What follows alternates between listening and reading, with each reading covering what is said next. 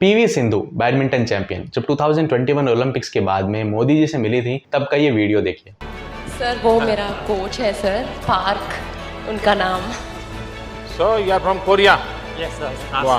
Yes, sir. Ever have you visited Ayodhya? There is a special relation with Korea and Ayodhya.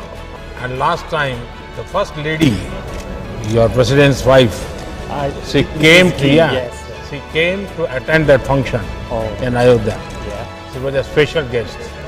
So you must visit Ayodhya and you must know what is the history about Ayodhya. And you will feel proud.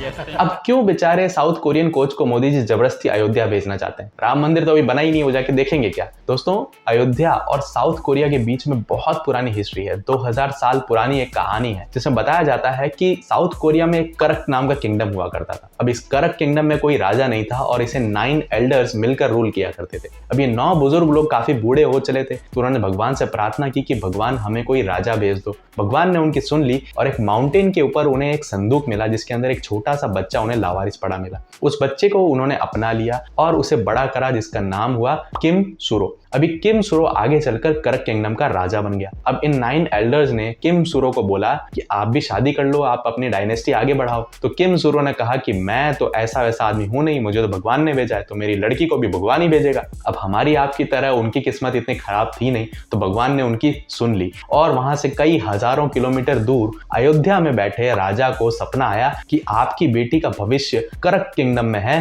तो आप तुरंत उसे वहां रवाना करो। अब ये सपना जब उन्होंने देखा तो तुरंत अगले दिन अपनी बेटी को शिप में बैठाया और कई सारे गिफ्ट्स, खजाना और अपने बेटे को भी साथ में रवाना कर दिया उस शिप में कोरिया की तरफ। जब वो लड़की शिप में बैठकर वहां पहुंची तो अब किम सुरो को ये पता चला और उन्होंने यही समझा कि इस लड़की को भगवान ने मेरे लिए भेजा है। उस लड़की का नाम था राजकुमारी सूरी रत्ना और कोरिया में प्रिंस किम सुरो से उनकी शादी हो गई और शादी के बाद में उनका नाम रखा गया प्रिंसेस हेओ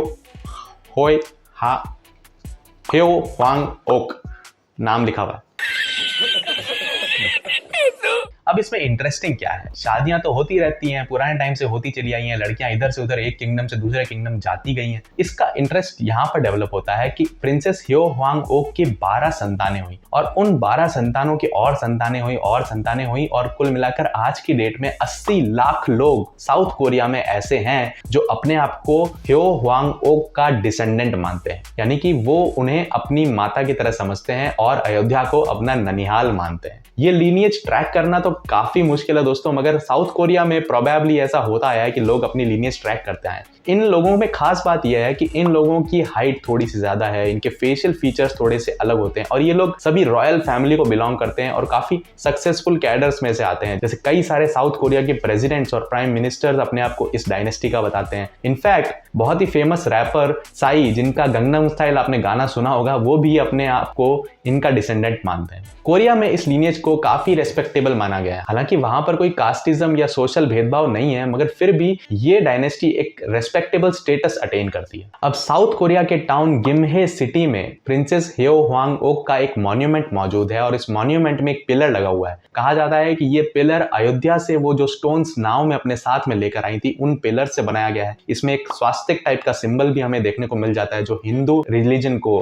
थोड़ा सिंबलाइज करता है। इसके अलावा कई सारी कहानियां, कई सारी फोकलोर्स मौजूद हैं जो ये बताती हैं कि ये रानी वहां से आई थी। लोग प्लेज ऑर्गेनाइज करते हैं जिसमें लड़कियां प्रॉपर इंडियन वेशभूषा और इंडियन ज्वेलरी पहनकर प्रिंसेस ह्यो ह्वांग ओक का रोल प्ले करती हैं, जिससे ये एस्टेब्लिश होता है ये कहीं ना कहीं वो भी मानते हैं कि प्रिंसेस सूरी रत्ना इंडिया से आई थी। हालांकि कोरिया में इसके बहुत सारे सॉलिड एविडेंसेस मौजूद हैं, मगर इंडियन हिस्ट्री में इसका कोई नामो निशान नहीं है। कहीं कोई ठोस एविडेंस नहीं मिलता है कि कोरिया किसी प्रिंसेस को भेजा गया था और ये मिस्ट्री इंडिया में किसी को नहीं पता थी 1997 तक। 1997 में कोरिया के हिस्टोरियंस का एक डेलीगेशन अपनी लीनिएज ढूंढते ढूंढते अयोध्या तक आ पहुंचा और फिर धीरे धीरे डेवलपमेंट्स होते गए और 2001 के अंदर अयोध्या के अंदर प्रिंसेस ह्यो ह्वांग ओक को डेडिकेट करते हुए एक मेमोरियल भी बनाया गया। अब ये मेमोरियल इतना डेवलप तो हुआ नहीं, मगर फिर भी कई सारे साउथ कोरियंस इस मॉन्यूमेंट पर आते हैं प्रिंसेस ह्यो ह्वांग ओक को ट्रिब्यूट पे करने और इसे अपना ननिहाल बताते हैं। अब नवंबर 2018 में साउथ कोरिया की फर्स्ट लेडी यानी साउथ कोरिया की प्रेसिडेंट की वाइफ किम जंग सूक इंडिया आई थी तो उन्होंने ये विश किया कि वो अयोध्या जाना चाहती हैं। अब जब इसके रीजंस इंडियन गवर्नमेंट ने फाइंड आउट किए तो उन्हें ये पूरी बात पता चली, तो वहां के प्रशासन ने यह आश्वासन दिया कि इस मॉन्यूमेंट को डेवलप किया जाएगा, यहाँ पर प्रिंसेस ह्यो हुआंग-ओक को लेकर एक थीम पार्क बनाया जाएगा और इस थीम पार्क का शिलान्यास फर्स्ट लेडी किम जंग सूक के हाथों से ही करवाया गया था। तो समझे क्या कनेक्शन है साउथ कोरिया और अयोध्या में।